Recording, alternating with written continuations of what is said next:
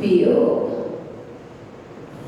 कुंद स्वामी ने बारिशाणु व्याख्या की 36 नंबर कारिका में कहा है संयोग ब्रह्मजोगम लाहालाम सोहम जगत्कम सा संसारी बोधानम होदी ओमानम ताहा ओमानम च। और आचार्य भगवान गौतम स्वामी इसी बात को प्रतिक्रमण में कहते हैं जीवी मरने लाहा लाए सोहम च दुखम चा। जीवी मरने लाहा लाए सोहम च दुखम चा। जो बात कुंद स्वामी कह रहे हैं वही गौतम स्वामी कह रहे हैं और वही बात आगे का प्रशस्तमती माता जी कहती हैं।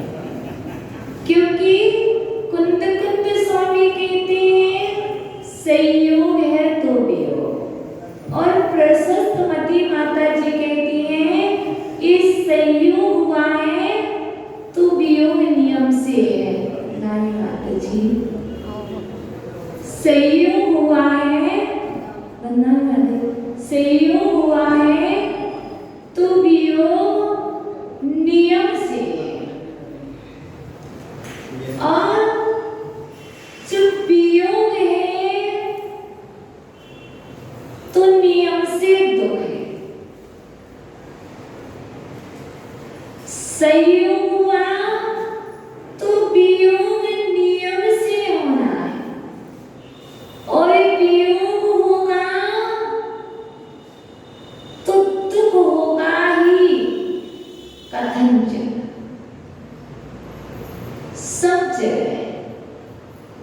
देखो संयोग इष्ट वस्तु का होगा तो सुख होगा और संयोग अनिष्ट वस्तु का होगा तो दुख होगा।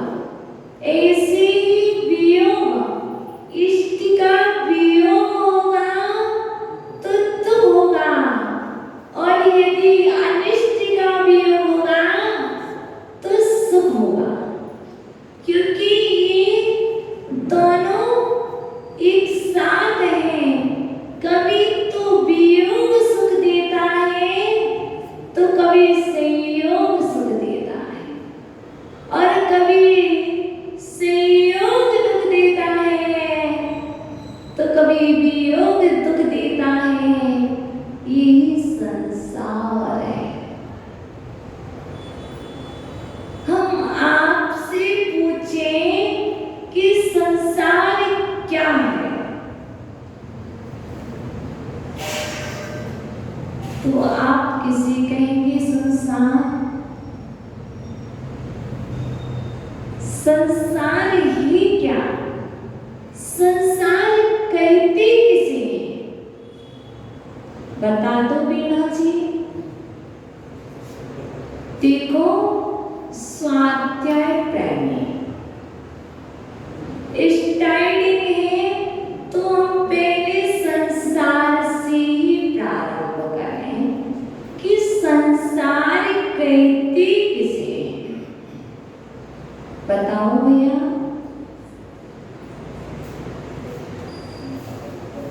हमने तो बता दिया संसार कहते किसे हैं? संसार कहते किसे हैं? इसमें भी अनादिकाल से जिसमें मोह माया लगी हुई उसको संसार कहते हैं। जहाँ पे अभी तक समझ नहीं पड़ा कि सत्य क्या असत्य क्या वो संसार। कमल जी कह रहे जहाँ पर सत्य असत्य का बोध ना हो वो संसार है। और आचार्य उमर कह रहे हैं आठों कर्मों के समुदाय को संसार कहते हैं। और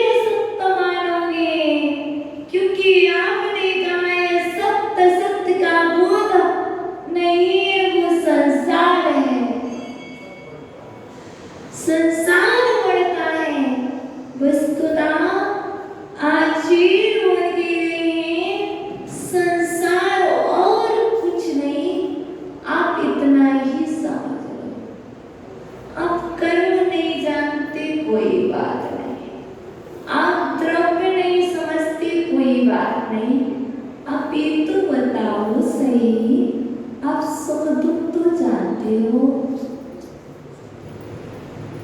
बस जब तक सुख, संसारिक सुख तो जानते हैं, दुख सुख नहीं। जब तक सुख और दुख को जान रहे हो और सुखी और दुखी हो रहे हो, जब तक सुख दुख को जान रहे हो और पल पल सुखी पल पल दुखी हो रहे हो, तभी तक ये संसार है। कब तक रहेगा? जब तक सुखी और दुखी होना जीवन में है, तभी तक ये संसार है। जिस दिन सुखी होना छूट जाएगा और दुखी होना छूट जाएगा, उस दिन मोक्ष हो जाएगा। इसलिए आजी और मेरे संसार को ज्यादा मत समझो। हम संसारी, तुम संसारी। और एक देश संसारी रहते भी हैं।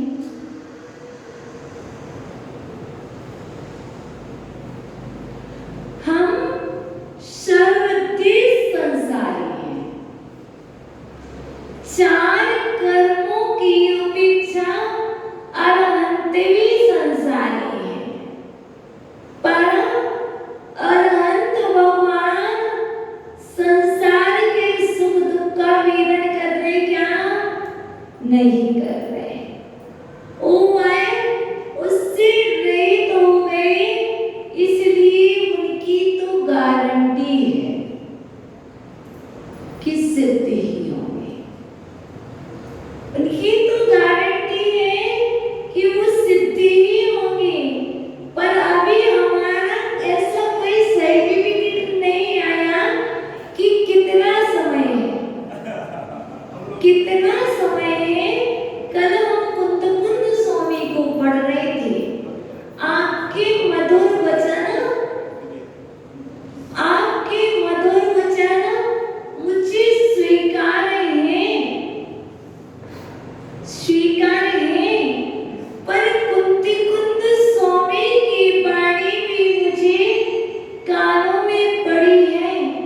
उन्होंने कहा है, भाई पंचमी आने आओ सब पढ़े, भाई पंचमी आने आज जाओ, आज जाओ आओ सब पढ़े गाने, आज आओ सर पढ़े पंचम काल में भरे भरत क्षेत्र में मिच्छा स्त्री सुलभा होती।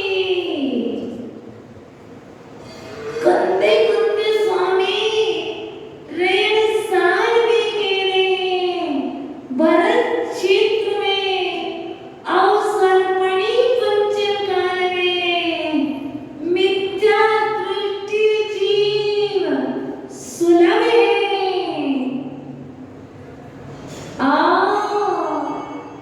सम्माइठी सुलभा ना होती। आज कुंद स्वामी कह रहे हैं, कब तक नहीं स्वीकार करेंगे? कुंद स्वामी कह रहे हैं, इस भरत क्षेत्र में, इस कलिकाल पंचम काल में ग्रस्त और मुनि बहुत कम मात्रा में सम्यक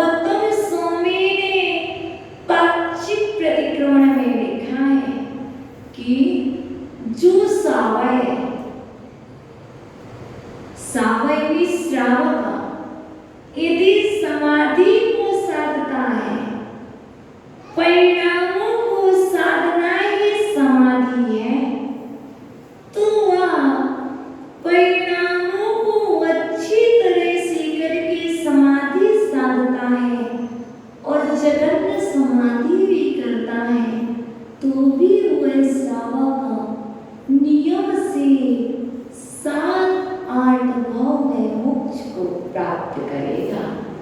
और जो उत्कृष्ट समाधि करेंगे वो 3 भाव कहलाएंगे। यहाँ से दिक्पर्याय से मनुष्य और मनुष्य से सीधा मोक्ष। ऐसा पाक्षिक प्रतिक्रमण में लिखा है 15 दिन में एक बार पाक्षिक प्रतिक्रमण करते हैं चतुर्दशी को, तो बार बार ये बात याद आती है समाधि करना है,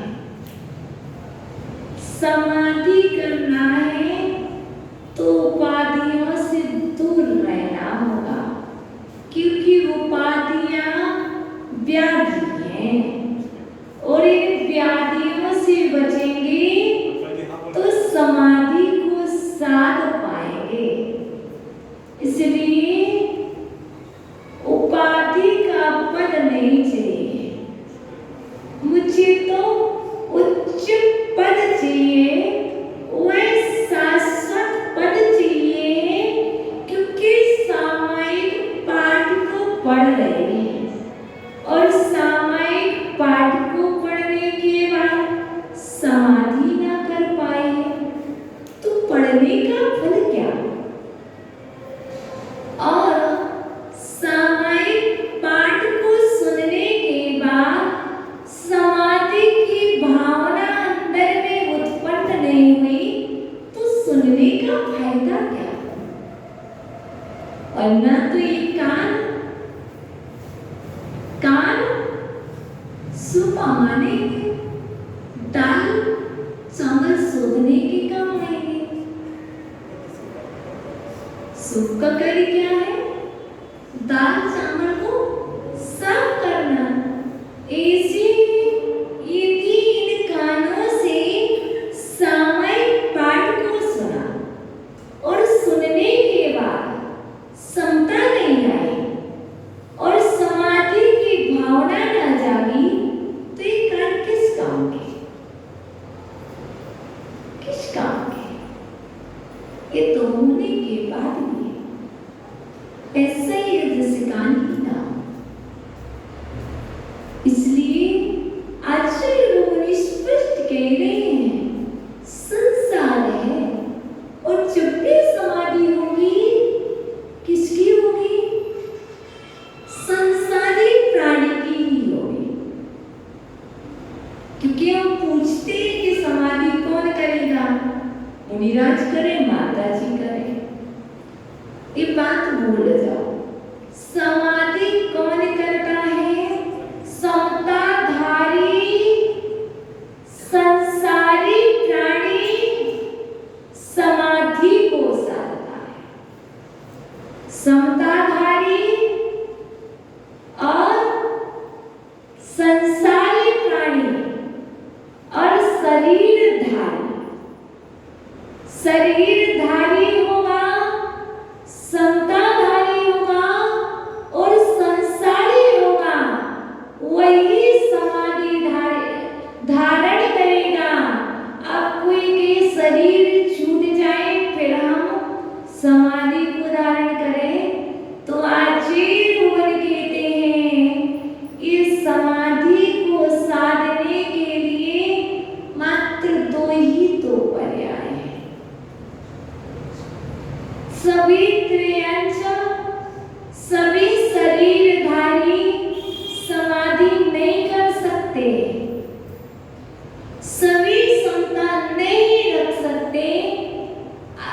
सबसे पहले तो मनुष्य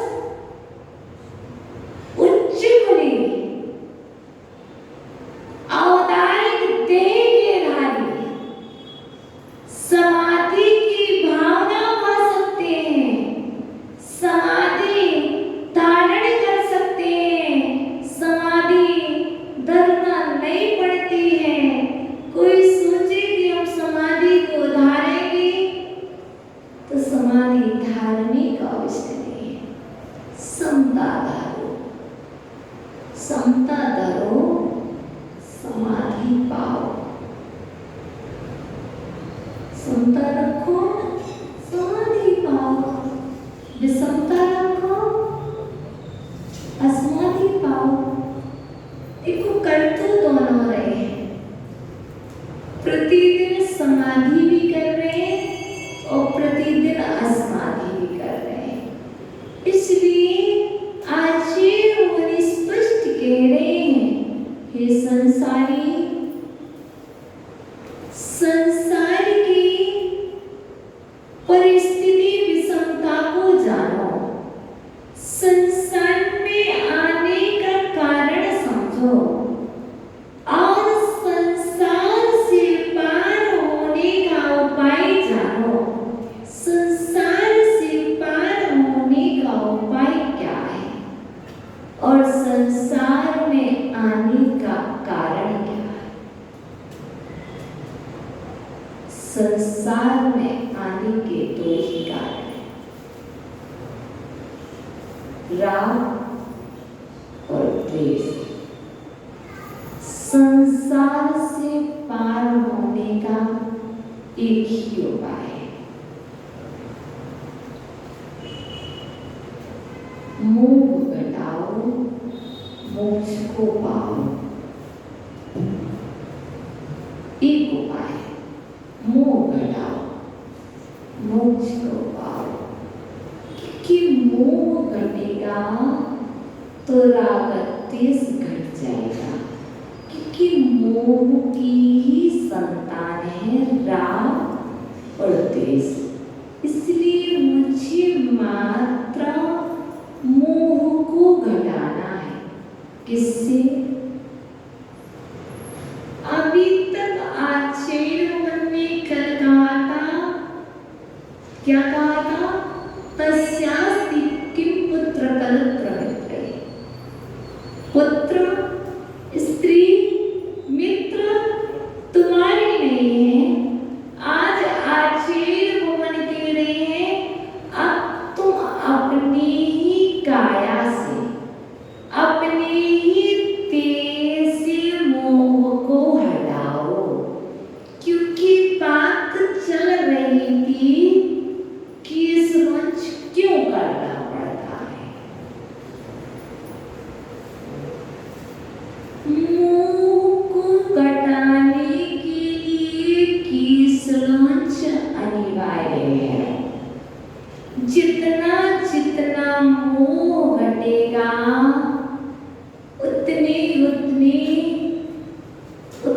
उतनी मात्रा में राग द्वेष भी घटेगा।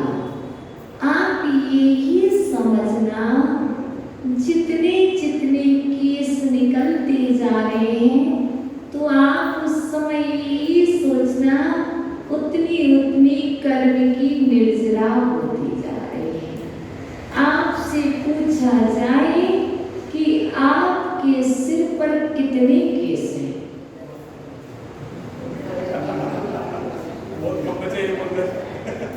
कम बचे हैं, पर बताओ तो सही, आपके सिर पर कितने केस हैं? नहीं पता कितने? बहुत सारे हैं। मात्रा बता दी है, काउंटिंग नहीं, क्योंकि बहुवचन में कह दिया बहुत है ना। ऐसे ही आपसे पूछें, आपके बधे हुए कितने कर्म हैं? बहुत सारे। जब हमें कर्मों का नहीं पता कि हमारे कितने कर्म हैं, वैसे ही हमें केसों का नहीं मालूम कि हमारे सिर पर कितने केस हैं। तो आचार्य भवन पूज्य गुरुदेव कहते हैं, जब भी केस लॉन्च हो, केस लॉन्च तो मुख्य मार्ग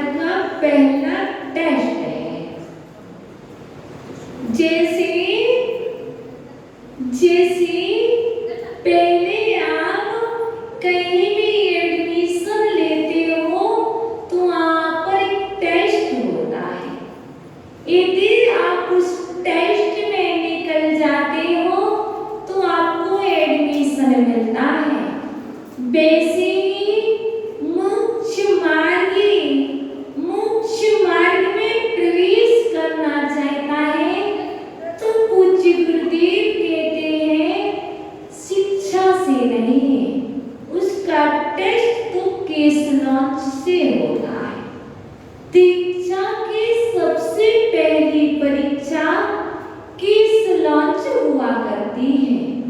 यदि तुम केस लॉन्च में पास हो गए तो समझ लो कि आपकी आधी दीक्षा हो गई है।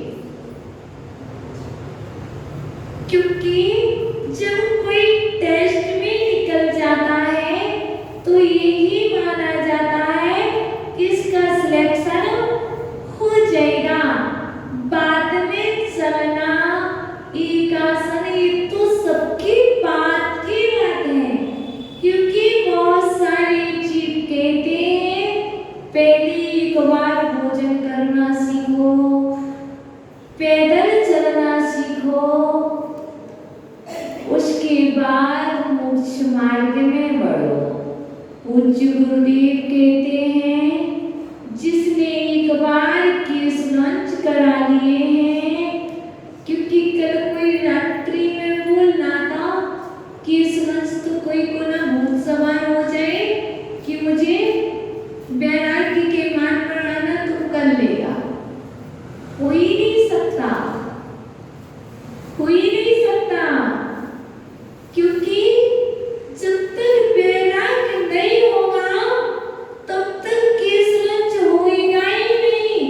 और बिना बैराग के केस लॉन्च किया जाएगा, चिल्लाएगा। क्योंकि संसारी जीवों को यदि सबसे ज्यादा प्रिय कुछ होता है तो अपने केस होते हैं। क्या सब केस? लेकिन केस से पहले केस प्रिय होते हैं। पैसे नहीं होंगे चल जाएगा, पर केस नहीं होंगे तो नहीं चलेगा। और आज आप देख लो यदि केस प्रिय ना होते तो केस कलर क्यों? बताओ। इस सब केसों पर कलर इसलिए है क्योंकि उन्हें अपने से ज्यादा उन्हें केस प्रिय है। इसलिए संसारी जीवों की शोभा मात्र केस से हुआ करती है। और आचार्य गण कहते हैं मोक्ष मार्ग की शोभा, मोक्ष मार्ग की यात्रा केस लॉन्च से प्रारंभ होती है। इसलिए मोक्ष मार्गी ने यदि केस लॉन्च कर लिया है तो वह 50% पास हो गया है। चलने में कष्ट नहीं होता, एक बार भोजन करने में कष्ट नहीं होता। क्योंकि बार बार बात आती है कि भाविक भैया दीक्षा ले रहे। बाहुबली कॉलोनी से भाविक भैया दीक्षा ले रहे, कैसे होगी भैया? उसने एक बार केस लॉन्च कर लिया है। और जिसे केस लॉन्च का टेस्ट समझ में आ गया, 2 बार केस लॉन्च कर लिया। जिसे केस लॉन्च का टेस्ट समझ में आ गया वो सोचता है कि पूरे जीवन काल में इससे ज्यादा कष्ट आने वाले नहीं है। यदि मोक्ष मार्ग में कोई कष्ट हो तो वह मात्र इतना ही कष्ट है कि केस लॉन्च। और जिसने केस लॉन्च को सहन कर लिया, उस कष्ट को सहन लिया, वो सारे कष्ट सहन कर लेगा। इसलिए कोई बाधा नहीं कि हमेशा यदि परीक्षा करना हो तो केस लॉन्च से करो, भोजन से नहीं, चलने से नहीं, सब कुछ सहन हो जाएगा। इसलिए जितना कष्ट इन माताओं को है, जितना कष्ट इन माताओं को है, वह कष्ट तो यहाँ पर एक रंज मात्र मात्र भी नहीं है। इसलिए ये मोक्ष मार्ग बहुत सरल है। इस संसार मार्ग इतना कठिन है, इतना कठिन है, पता नहीं, बहुत कठिन है।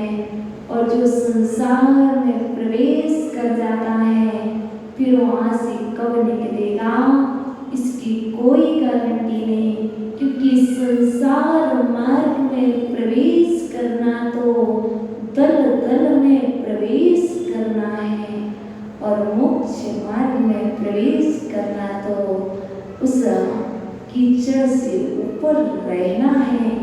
धन्य है वह, क्योंकि आचार्य भगवान अमृतचंदेव पुरुषार्थ सिद्धि उपाय में एक आचार्य भगवान क्या बोल रहे हैं? कुमारी ब्रह्मचर्य नमः।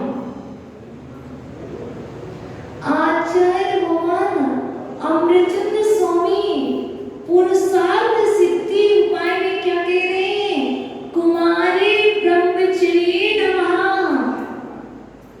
जिन्होंने कुमार अवस्था में ब्रह्मचर्य व्रत को धारण किया है उसे मैं अमृतचंद स्वामी नमस्कार करता हूँ। वो कहते वो धन्य है जिनने कीचड़ में पैर नहीं रखा। एक पूर्व का पुण्य होगा, एक कोई महान तपस्या का फल होगा जो ऐसे भावों को जन्म दिया। इसलिए हम तो मात्र अनुमोदना करके कर्म की निर्जरा करें। बढ़ नहीं पा रहे कोई बात नहीं, तुम अनुमोदना करो, संवर निर्जरा करो और तुम पीछे खींचो, आश्रम बंद करो। तो क्या होगा? इकलौता बेटा प्रकार क्या होगा? इकलौता बेटा बेचारी माँ का क्या होगा? दयनीय स्थिति है, सोचनीय विचारणीय स्थिति है। तीर्थंकर बालक अपनी माता पिता की इकलौती संतान हुआ करते हैं। जब तीर्थंकर बालक अपनी माता की इकलौती संतान, ना कोई बहन ना कोई भाई, फिर भी राजपाट छोड़ करके जिन दीक्षा धारण कर लेते हैं, उन्हें नहीं कोई रोक पाया, उन्हें कोई नहीं रोक पाया, न कोई मना पाया। तुम क्या कर रहे हो? यदि तुम चाहो तो पहले तुम्हें तीर्थंकर को रोकना, नहीं रोक पाएगा। वहां नहीं तैयारी तुम्हें कि माँ मेरा स्वामी 72 साल में मोक्ष चले गए, मात्र 72 इयर्स में कर्मों को नष्ट करके मोक्ष चले गए। और हो सकता उनके माता पिता यही रहे हो संसार में और उनके पुत्र मोक्ष चले गए। सोचो, पर हमारी आदत ऐसी बन गई है। आचार्य कहते संसारी जीव संसारी की वृत्ति देखता है और मोक्ष मार्गी को देखता है। संसारी देखेगा तो यही देखेगा, काश संसार में होते तो कितना अच्छा। क्योंकि बहुत सारे लोग कहते हैं यदि आचार्य भगवान यदि इतनी सारी ब्रह्मचारियां ना बनाते तो आज बेटियों की कमी ना होती। कहने वाले कहकर के पाप बंद कर रहे हैं, कहने वाले के करके पाप बंद कर रहे हैं और करने वाले संबर और निर्जरा को कर रहे हैं। इसलिए इस संसार में आज कुंद स्वामी ने स्पष्ट कह दिया, मां संयोग हुआ है पुत्र का तो वियोग निश्चित है और तुम वियोग में दुखी मत हो, बिल्कुल दुखी मत हो, क्योंकि जो ये वियोग है वह वियोग नहीं, ये वियोग भी शाश्वत सुख का कारण है। इसलिए वियोग को वियोग मत मानो, संयोग को संयोग मत मानो, क्योंकि आचार्य ने स्पष्ट कह दिया है आत्मा का वियोग नहीं होता है, संयोग आत्मा का नहीं होता। संयोग पुद्गल का होता है, वियोग पुद्गल का होता है। उस पुद्गल को हम अपना मान लेते हैं तो हमें लगता है हमारा अपने से दूर जा रहा है। आज यदि मोबाइल को अपना मान लिया है, मोबाइल का संयोग हुआ है, तो मोबाइल यदि चोरी हो जाएगा, टूट जाएगा तो दुख होगा। आचार्य भगवान कहते इन पुद्गल पदार्थों का संयोग वियोग लगा रहेगा, आप इसके वियोग को अपना वियोग मत माने। कुछ भी टूटे, कुछ भी फूटे या सब जग लूटे, काया छूटे, माया छूटे या सब जग छूटे, समता तारा कभी न टूटे, परमावश्यक है ममता तजना, समता भजना ही सामायिक है।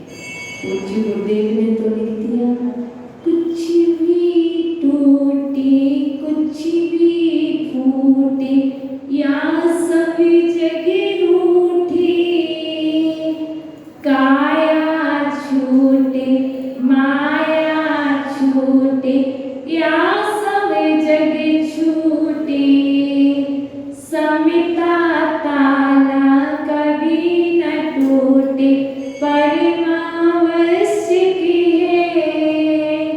ममता तजना, समता भजना ही सामायिक है। क्या टूट गया? चश्मा टूटा। क्या टूटा? घड़ी टूटी। क्या टूटा? मोबाइल टूटा, कमंडल टूटा, सब कुछ टूट सकते हैं। और इसके बाद भी घर का ताला भी टूट सकता है। कौन छूट गया? परिवार छूट गया। कौन रूठ गया? हमारे अपने अपनों से रूठ गए। इसलिए आज वो बन कह रहे हैं ये सब होगा। कोई रूठ भी जाए, कोई छूट भी जाए और कुछ फूट भी जाए, चिंता मत करना, निर्विकल्प रहना। मात्र जो आपने समता का ताला अपनी तिजोरी में लगा करके रखा है, वह समता का ताला नहीं टूटना चाहिए। कौन से ताले की रक्षा करोगे? कौन से ताले की? नहीं, उससे झूठ तो बहुत बोल देते हैं। केवल समता रूपी ताले की रक्षा, और घर में जाएंगे तो किस ताले की रक्षा? आज हम यही कह रहे हैं, सामायिक पाठ को पढ़ने के बाद घर में चोर आ जाएंगे, लुटेरे आएंगे, ताला तोड़ जाएंगे, तो समता रखना,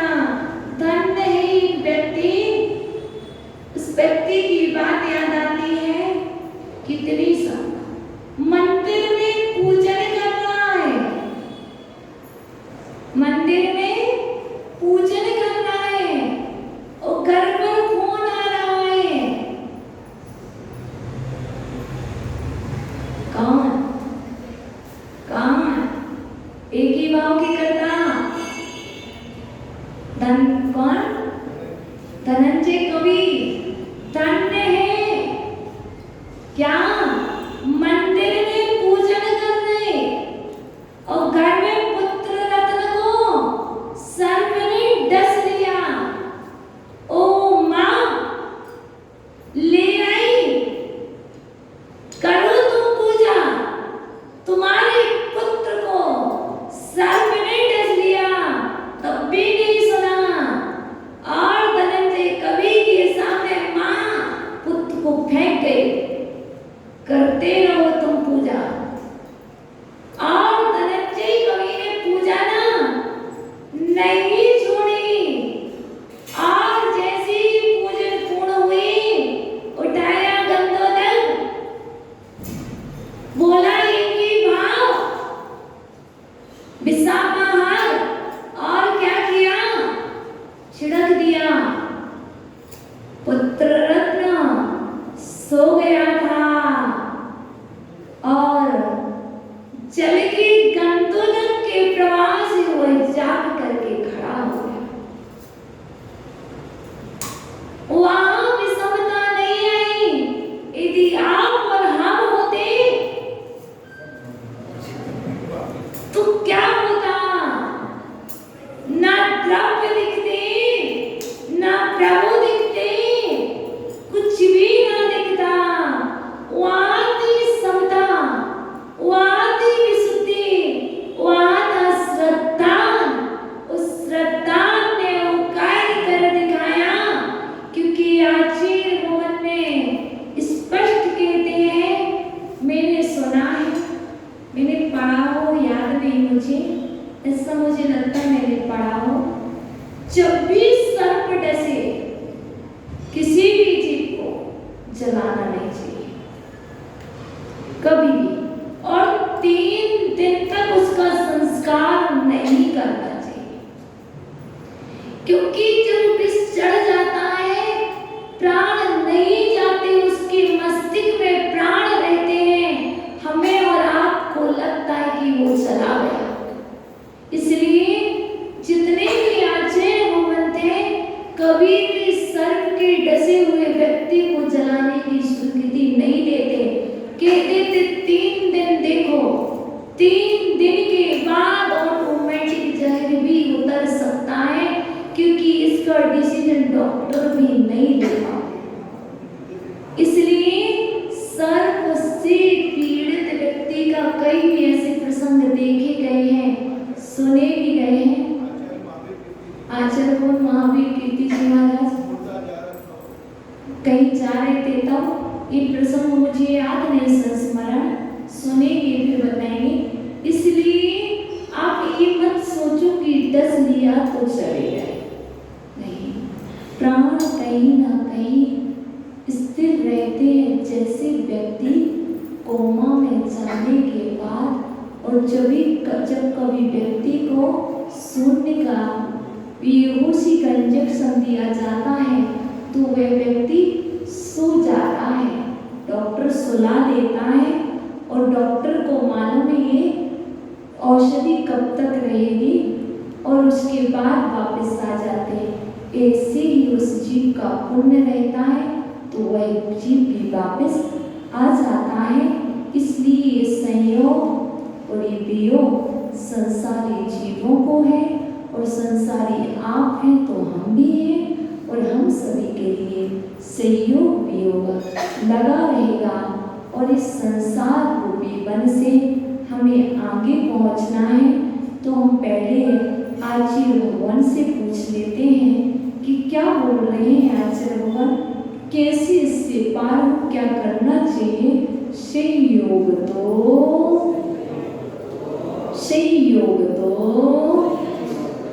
दुख मनीक वेदा यतस्मते जन्मवने शरीरी ततस्त्रिधासौ परि परिवर्जिनीयो या सुना निर्वतिमात्मनीना संयोगितो तो के मनी की भेदम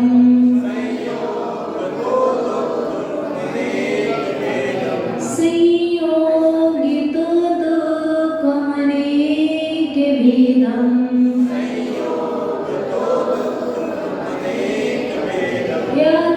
स्नुति जन्म बने शरीरी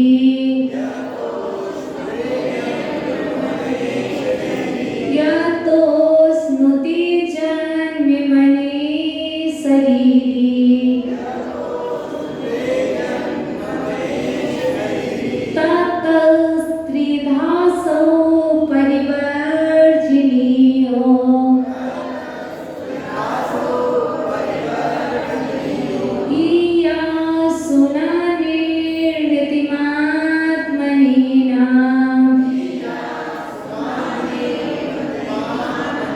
संयोगितो तो के मनी के भेदम या तो स्नुति जन्म बने शरीर तत स्त्रीवासो परिवर्जिनीयो या शुनामात्मनि यतः क्योंकि शरीर आप कौन है कि संसारी प्राणी यदि कह दिया शरीरी तो मात्र समझ लेना संसारी प्राणी जन्म बने संसार रूपी वन में संसारी प्राणी संसार रूपी वन में संयोगतः संयोग के कारण अनेक भेदम अनेक प्रकार के भेद इस प्रकार अनेक प्रकार के दुख को अस्नुते पाता है। अर्थ समझ में आ गया दो पंक्ति का। संसारी प्राणी संसार रूपी वन में संयोग के कारण अनेक प्रकार के दुखों को पाता है। संसारी प्राणी संसार रूपी वन में संयोग के कारण अनेक प्रकार के दुखों को पाता है। अतः इसलिए आत्मनेना अपनी कल्याणकारिणी निर्वृत्ति मुक्ति के या सुना इच्छित जनों को असौ वह क्या संयोग परिवर्जिनीया तीन प्रकार से। कौन से तीन प्रकार से? मन वचन काय से छोड़ देना चाहिए। तो यहाँ पर आचार्य भगवान कहते हैं संसारी प्राणी संयोग के कारण संसारी वन में अनेक दुखों को पाता है। इसलिए अपनी आत्म कल्याणकारिणी मुक्ति की इच्छुक जीवों के लिए वह संयोग मन वचन काय से छोड़ देना चाहिए।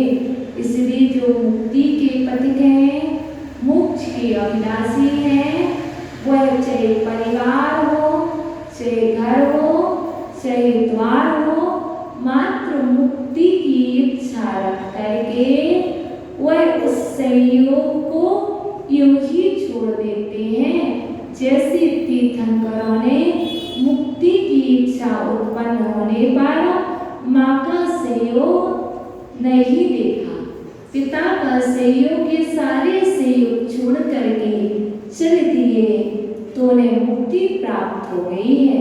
इसी तरह आपको यदि मुक्ति की इच्छा है तो आप भी संयोग को ऐसे ही छोड़ देना। आगे एक क्वेश्चन आया था 24 तीर्थंकर के अलग अलग चिन्ह जैसे बैल, हाथी, घोड़ा, बंदर, चको, कमल, स्वस्तिक आदि होने का क्या नियम है, इसके पीछे क्या विज्ञान है? तो इसका नियम है, सौधर्मेंद्र जब सुमेरु पर्वत पर बालक तीर्थंकर को ले जाता है, तभी वहां पर उनके अंगुष्ठ में चिन्ह का प्रत्यारोपण करता है और वहीं पर उसका नामकरण होता है और उसी नाम से आज हम तीर्थंकरों को जानते हैं। ये सौधर्मेंद्र की प्रक्रिया है। आगे क्वेश्चन और आया है, क्या अगली 24वीं में जब दूसरे तीर्थंकर होंगे तब उनके चिन्ह भी बदल जाएंगे? हाँ, उनके चिन्ह भी बदल जाएंगे। अब आपसे तीसरा क्वेश्चन हमारा है कि भविष्य में होने वाले तीर्थंकर कौन है? नाम बताओ। पहला मां पद्मश्रेणी राय, और दूसरा, तीसरा, चौथा, पांचवा 100 में क्या? भविष्य में होने वाले तीर्थंकर आप बता दें। विपिन जी, महेंद्र जी, अभय जी, हेमंत जी, कमल जी, मतलब मनसुख जी, रौके जी, महिपाल जी, जितने बैठे हुए हैं ये भविष्य में होने वाले तीर्थंकर। हमने यहाँ पर सिर्फ भविष्य के तीर्थंकर पूछे हैं, हमने ये नहीं किया क्योंकि आप सभी भावी तीर्थंकर हो, इसलिए जब कभी भावी तीर्थंकर के नाम पूछे जाएं तो यहाँ जितने लोग बैठे उन सबके नाम बोल देना, क्योंकि यही भावी तीर्थंकर है। क्योंकि संसारी यही बनेंगे ना, कोई और तो नहीं बनेंगे, क्योंकि ये आत्मा अनंत पर्यायों में रहेगी। जो फिक्स हो चुके, जो तीर्थंकर अभी भावी फिक्स नहीं हुए तो वो कौन होंगे? इन्हें सबके नंबर आएंगे। ये कोई गारंटी नहीं, हमसे पहले भी जा सकते हैं और इस सिद्धांत को मानना तो पड़ेगा। और ये सिद्धांत जो अटल है वो अटल ही रहेगा। यदि कोई यहाँ पर बैठा हुआ व्यक्ति चाहे कि हम लोग से पहले और समुनिराजों से पहले मोक्ष जाना चाहे तो जा सकता है। ये पात्रता यहाँ वालों में है, ये पात्रता यहाँ वालों में है, इनमें नहीं है वो पात्रता, यहाँ वालों में है। लेकिन फिर भी बता रहे जितनी पात्रता आप में मात्र मुनिराज बनने की है, इनमें आर्य बनने की है। और आर्य बनने के बाद ये स्त्रीलिंग का छेद करके दिव्य पर्याय को प्राप्त करेंगे और वहां से जस्ट आकर के मनुष्य होकर के मुनि बनकर के उसी वक्त से मोक्ष जा सकते हैं। तो इसलिए अभी जो पात्रता आप में है वही जितना समय आपको लगेगा उतना समय इनको भी लग सकता है, बराबर। क्योंकि पंचम काल में आपको भी मोक्ष नहीं होना, इनको भी नहीं होना, इसलिए कथनचित ऐसा भी हो सकता है जो आपने कहा पहले तो साथ में जा सकते हैं। इसलिए ये आज का समाधान हुआ। ओम नमः। कल की सूचना दे देंगे श्रीमान जी। अपन बैठ के बोधि समाधान